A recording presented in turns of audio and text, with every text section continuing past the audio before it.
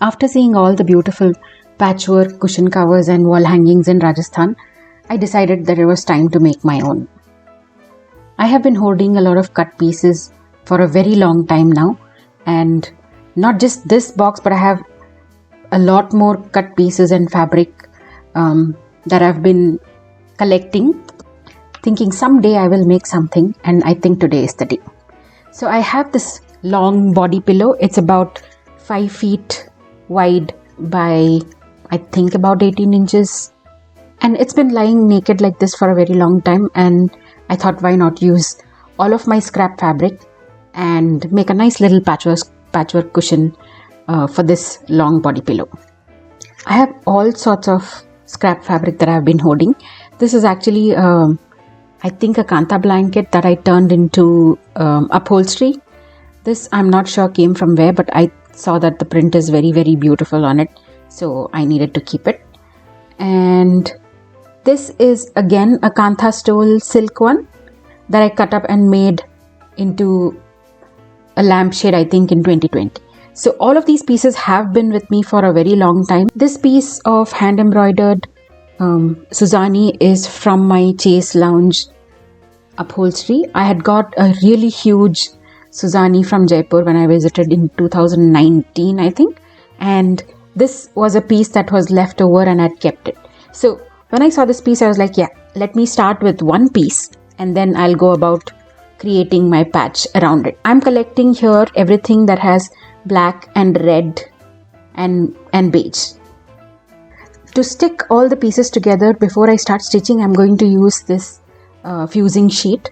It's available for about 25 rupees a meter in your local tailoring shop, and on Amazon it's about 200. So I'm going to measure a piece that is exactly the size of this cushion. This end to end is about 18 inches, so I'm going to keep the piece 18 inches wide and 5 feet long. So even if I lose about an inch of seam allowance, the cushion is going to be nice and snug inside the cover.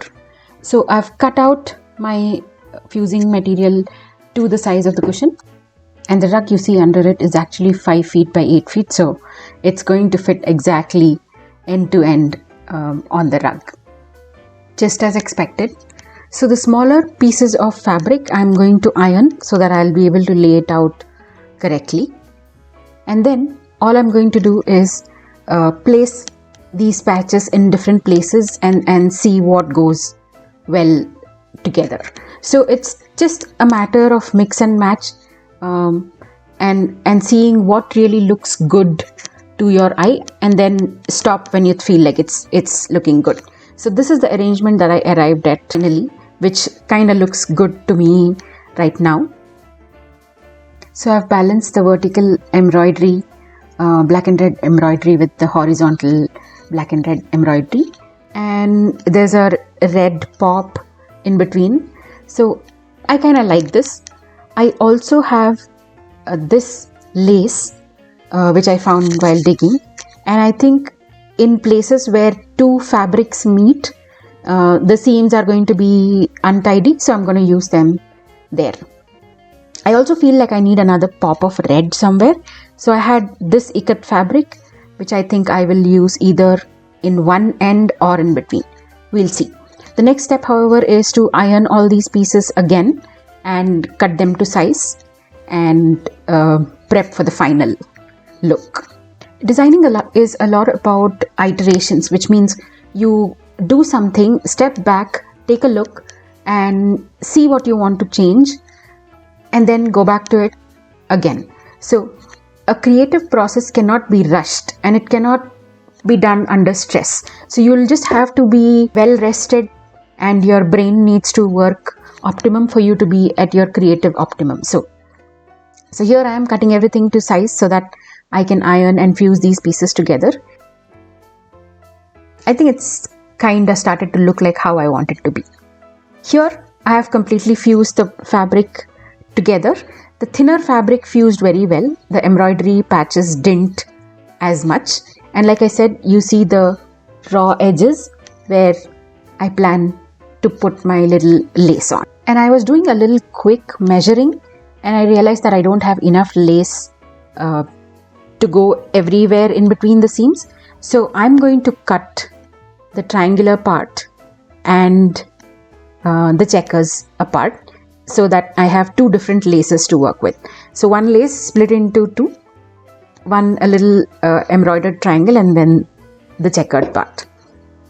Once I cut them out, I'm placing them where I want them to be, and then went about securing it with a pin before I actually started to sew with it. So here you see me sewing the triangular part of the lace. Sewing the fabrics together and the lace with the fusing fabric was a bit of a task because the piece is 5 feet long, but it was kind of fun to see this whole thing come together. I have about 10 minutes of sewing footage which I'm going to spare you with and see if I can speed it up to a minute. But there's something I want to share.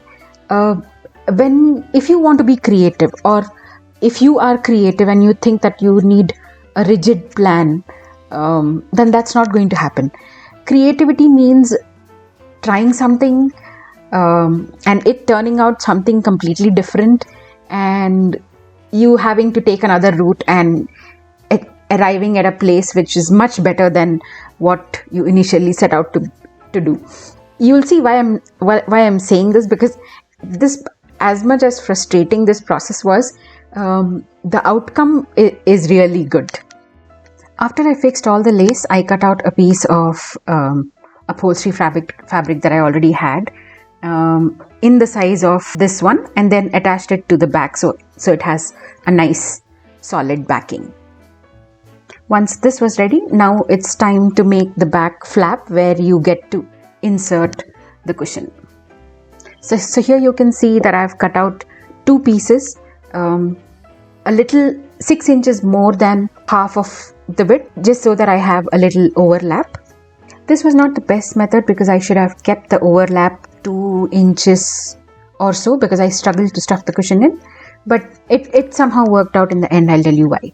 So here I've first sewed the two pieces together so that they don't go anywhere before I stitch it, and then I'm going to place it on top of my patchwork piece, and then it's just about sewing this whole thing on all four sides. I started sewing when I was a teen, maybe a tween, around 10-12 years of age, and I realized I've enjoyed it for a long time. I got myself a sewing machine about 6-8 years ago again, and I realized how much I miss sewing and doing projects. Here I'm all done, and it's time to put my cushion cover inside out and then stuff it with the cushion and be disappointed. But I'm very, very impressed with how the patchwork turned out. And why I'm disappointed? Here is why. Stupid commercial body pillows use very little Recron to make a huge pillow, and when I was stuffing the pillow case, it just filled 3/4 of it, and then the rest is empty. And what I filled is actually really firm and the way I like a body pillow. So I'm going to improvise and cut it out. And at this point I was actually really, really tired and frustrated, but I wanted to finish this project and go to sleep. So I don't have the footage of me cutting it and making the rest, but here is the finished look. For a first timer patchwork cushion sewer, I think I really did well. I think all of the patches that I chose go well together, and it sort of looks like a very nice designer piece to me. I don't know, you have to tell me. The shape, however, is a little tapered on the right side, but that's because I had to open it out and re-stitch the back flap. But overall it's turned out really well, and the cushion is pretty firm and it's not that flimsy, so if somebody leans against it, it's going to come back to its shape, which is what I wanted. So, and this is what happened to the remaining. So I wanted to make a cushion cover, and then it turns out I made a cushion cover and a tote bag. I hope you enjoyed this video. I'll see you in the next one.